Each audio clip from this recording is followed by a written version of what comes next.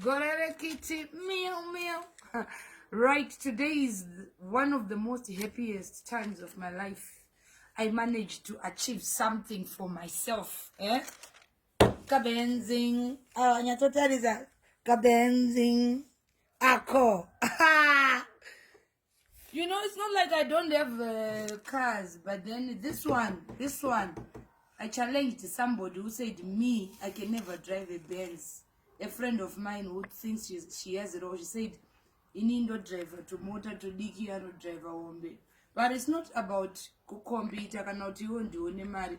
Then sandangode kuitsvaga maize. Saka I'm very happy because aiziye kungotaura. Dangotendawo vakomana ve DC Motors mari seats. Anoratidza kuti yabhadharwa in cash, not chikwereti. Aina kuhaiwa.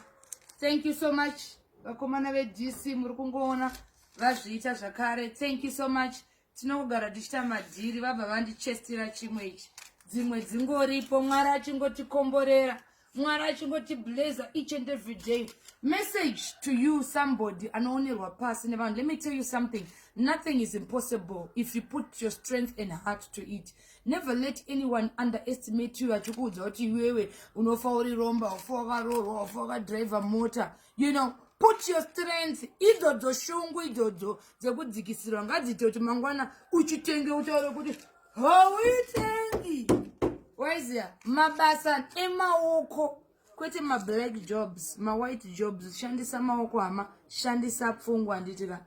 Ongwara sabvume kudzikisirwa nemwe munhu iwe. Wakatokosha pauri ipapo. Chero usati wane bhasikoro wakakosha iwe. Gorere kiti. Meow meow.